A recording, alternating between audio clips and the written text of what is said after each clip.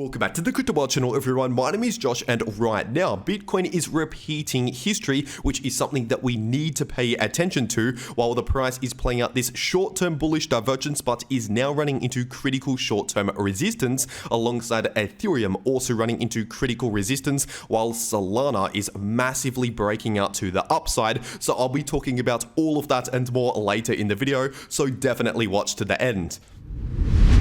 First of all, just giving you a quick update on the Bitcoin ETF news today, because just yesterday, of course, we saw another net inflow into the spot Bitcoin ETFs, and it was more than Thursday, but still not as much as what we saw earlier in the week.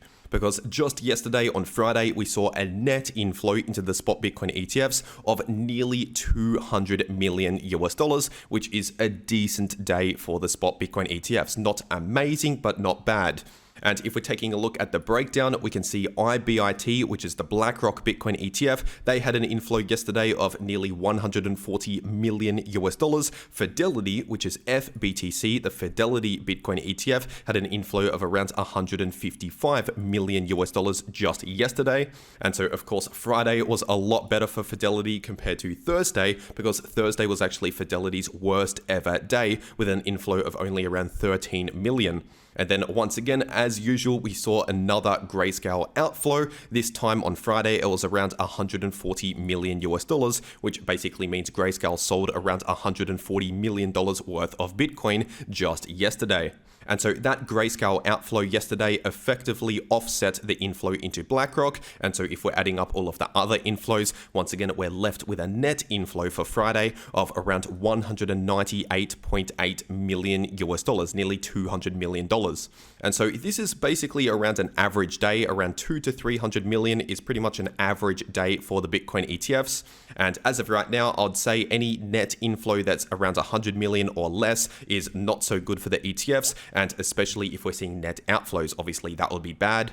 But if we're seeing net inflows into the Bitcoin ETFs that are around $400 or $500 million or anything higher than that, like for example, earlier in the week, we had one day of over $1 billion in net inflows in just one day. And so if we're seeing those sort of numbers, like what we saw earlier in the week and last week, of course, that will help to pump the price of Bitcoin much higher. But as usual, the Bitcoin ETFs do not trade over the weekend because the stock market is closed over the weekend. So over this weekend, there's no new inflows or outflows, so keep that in mind. And with that being said, taking a look at the Bitcoin charts, looking at the weekly Bitcoin chart, we can compare the last all-time high breakout to this all-time high breakout. First of all, the left side of the chart right here is essentially looking at the November 2020 price action going into December 2020. And this white line right here on the left side is the old cycle all-time high. So that's at around $20,000 per Bitcoin, which was the 2017 bull market top. That was the old all-time high. And so this right here was the last bull run. That was the last bull cycle before the current bull cycle that we're in right now. And on the right hand side, obviously this is the current day price action, also on the weekly time frame. And this white line right here is sitting at around 69,000, which is essentially the current all-time high or the old all-time high from the most recent bull market top. And obviously we're at the stage in this bull cycle where we're basically breaking out above the old all-time high. We're sitting at around the all-time high. And so if we're simply looking at the last time this happened, back in 2020 going into 2021, that was the last bull cycle once again, we can get an idea of what we could perhaps expect moving forward for this bull cycle. And if we're looking at the past, we actually somewhat struggled around that all-time high breakout for a few weeks. Because remember, this is on the weekly time frame, so each one of these candles is an entire week. And if we're looking back in November and December 2020, we were trading around the all-time high level, getting ready to see a major breakout, but we were trading around that level for around 3 to 4 weeks, nearly a month. We were getting ready to actually see that breakout, but we were struggling around that level for quite a few weeks. And we saw a couple of rejections here and there around that all-time high level, but then ultimately, because we were in a bullish market, the buying pressure eventually broke us out above the all-time high. And the moment we saw an official breakout with a candle close well above the old all-time high, obviously we sparked a major bull run that continued over the coming months. And so right now we're basically at around that same point as what we were back here in around November or December 2020, where we've basically recovered completely out of the bear market. We're now at the all-time high level, but we're somewhat struggling around that all-time high breakout. And now, obviously, there's no such thing as a 100% guarantee, but if history were to repeat, or if we were to see something similar to what we saw last time, then we could somewhat consolidate sideways, or at least somewhat struggle in the short term, potentially over the coming weeks. And then eventually, after we see enough buying pressure slowly pushing the price above a lot of the sell volume, a lot of the people interested in selling Bitcoin at around 70,000, give or take, eventually when those sellers run out of Bitcoin, we will eventually push out above the all-time high and see that official strong breakout above the all-time high. And basically, once we see that here on the weekly time frame with a weekly candle close ideally well above 69,000, then as we could see last time, we will likely see a significant move to the upside over the coming weeks and months, potentially over the coming year, as what we saw in the last bull market. And so just keep that in mind. Of course, this short-term bearish price action, it's only looking at the short term, like the smaller time frames, for example. But when we're looking at the bigger picture, we're at that all-time high level, getting very close to a major breakout. And this struggle around the old all-time high is normal to see. In fact, that's exactly what we saw last time in the last bull run. And now if we're taking a look at the daily Bitcoin chart, the candlesticks here is the price action, and this red line right here is the DXY, also known as the US dollar index, in case you're new to this channel. And basically all you need to know in case you're new to this is if the DXY is bullish, that's usually bearish for Bitcoin and crypto. And if the DXY is bearish, that is usually bullish for Bitcoin and crypto. And over the last couple of months, we've seen the DXY more bearish, which has been very bullish for Bitcoin and crypto. But just over the last couple of days, we've seen a short-term spike to the upside in the DXY, which was a short-term bearish signal for Bitcoin and crypto, which is one of the reasons potentially as to why we're seeing a bit of a short-term pullback. And so as always, I'll make sure to keep you up to date on this chart right here and many other important charts here in these videos. So make sure you subscribe to this channel with notifications turned on so that you don't miss out on any of these important update videos that I post every day. And now if we're taking a look at that 8-hour Bitcoin chart, obviously right now we're still playing out that short-term bearish divergence that I've been warning about over the last few days already. And in case you're new to all of this, a bearish divergence is higher highs confirmed in the price action in the candle closes, while lower highs are confirmed in the RSI, or basically any price oscillator. And so with this bearish divergence now active on the chart, it's basically telling us, at least in the short term here, we've lost a lot of bullish momentum. So we're losing bullish momentum right now.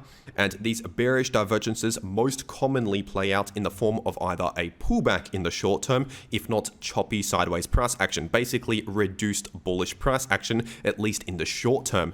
And so this actually lines up very well with what we're seeing on the weekly time frame, potentially repeating history with the price somewhat struggling around that old all-time high, at least in the short term. And if you want to trade these moves in the price of Bitcoin, whether we're going down, you can use short positions, or going up, you can use long positions to maximize your profits in crypto. And personally, I take trades just like that over on Bybit. So I'll make sure to leave a link to Bybit in the description down below and in the pinned comment. And if you use that link down below this video to make a Bybit account and deposit on that account, you can get up to a $30,000 deposit bonus, but only if you use that link down below this video. And also, if you click that link, it will take you to this page right here where you can get an exclusive 200 USDT airdrop position. And so if you're going to be trading crypto anyway, you might as well check this out. Once again, first link down below this video if you want to claim this free airdrop. But for whatever reason, if you cannot access Bybit, or if you cannot KYC on Bybit, there is also Bitflex, which is another crypto exchange similar to Bybit, but you don't need KYC for Bitflex. And also right now, there is an exclusive Apple Watch Series 9 giveaway happening over at Bitflex if you use the link down below this video. And so once again, if you're trading crypto anyway, or if you're preparing to take the next crypto trade, you might as well check out those links down below this video if you want to get those extra bonuses or enter those giveaways. And now if we're zooming further into the short-term Bitcoin price action, we can see that right now, as of recording this video, the price of Bitcoin is running into this short-term area of resistance. And this area, which was previous resistance and previous support, is sitting in between around 68,500 to 70,000, once again acting as resistance. And now if we were to see a confirmed breakout back above $70,000, then in that case we have this area of resistance also sitting at around 73 to 74,000.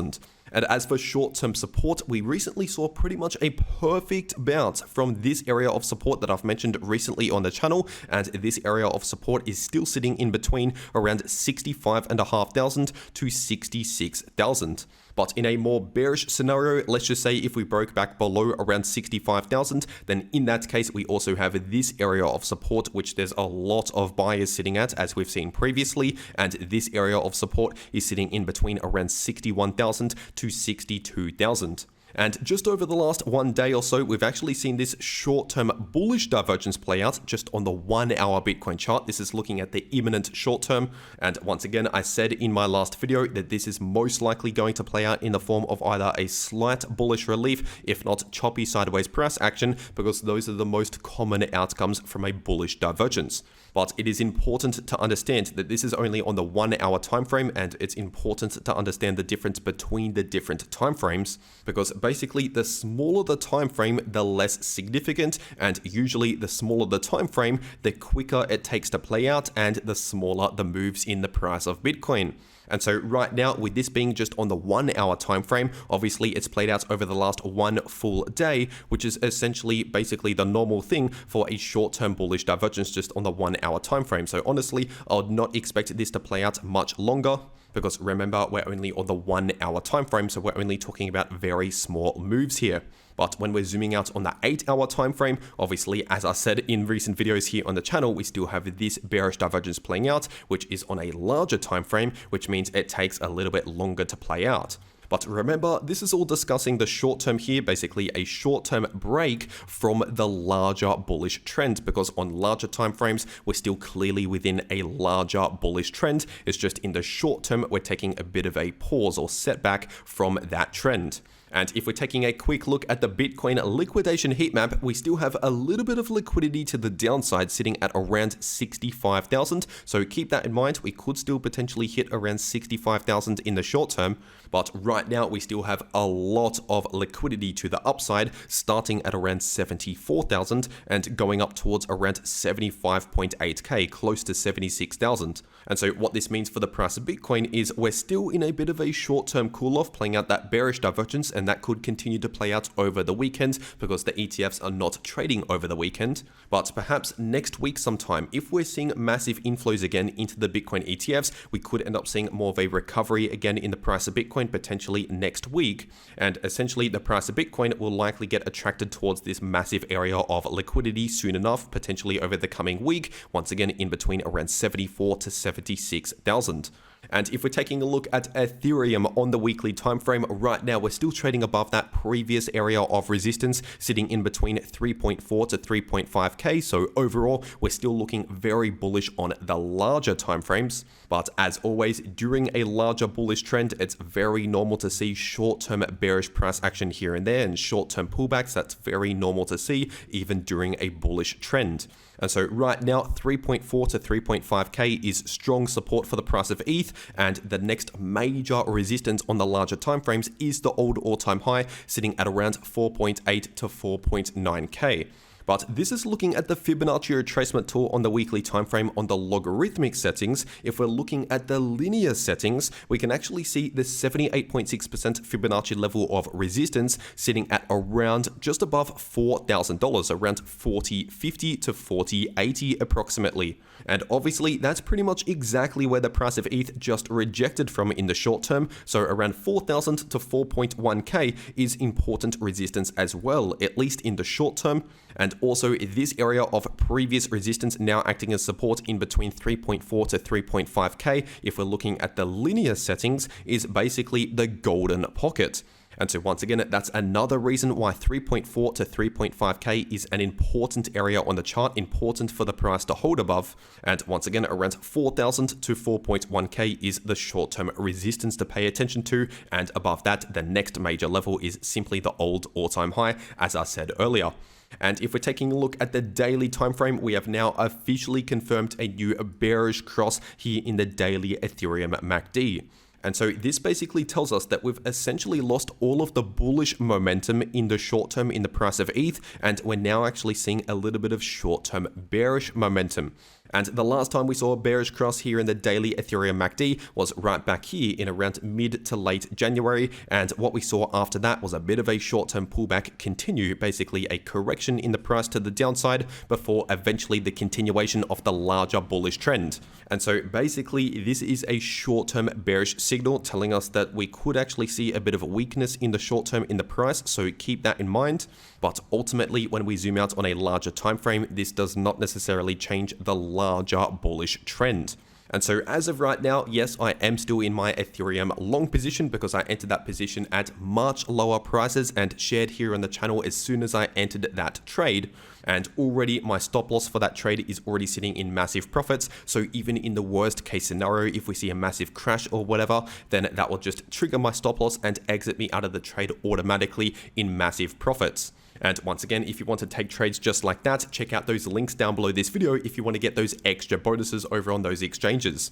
And if we're zooming further into the short term, looking at the 4-hour time frame, right now as of recording this video, the price is somewhat struggling around short-term resistance, sitting in between around 3750 to 3.8k.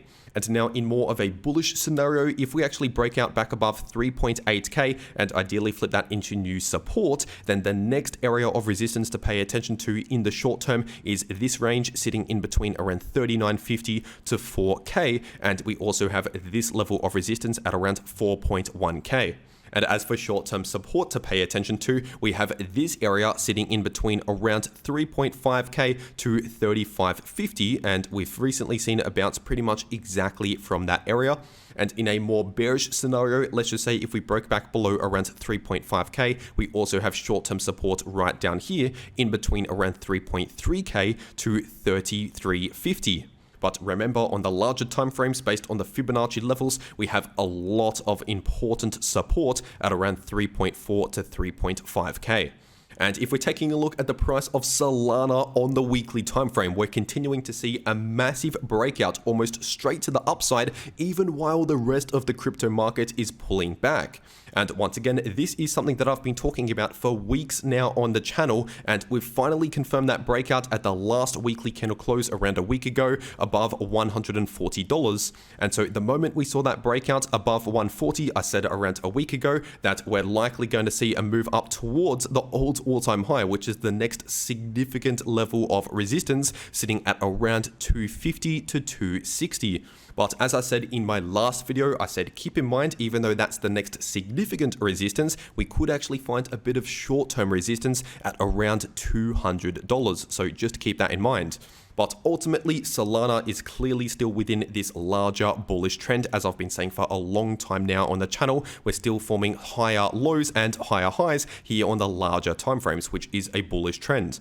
And in case you're wondering, from the current price to the old all-time high, that's still around a 30% move to the upside if we can successfully break out above $200 first. And once again, if you want to trade these moves to maximize your profits in crypto, check out those links down below this video. And if you want to actually know how to trade crypto, then watch these videos popping up right here on your screen. The video in the top left shows you how you can profit from bullish or bearish price action using long positions or short positions, and the video in the bottom left shows you how you can easily profit from choppy sideways price action. But anyway, that is everything that I have to say for today. I really hope you enjoyed, and I'll see you all in the next video.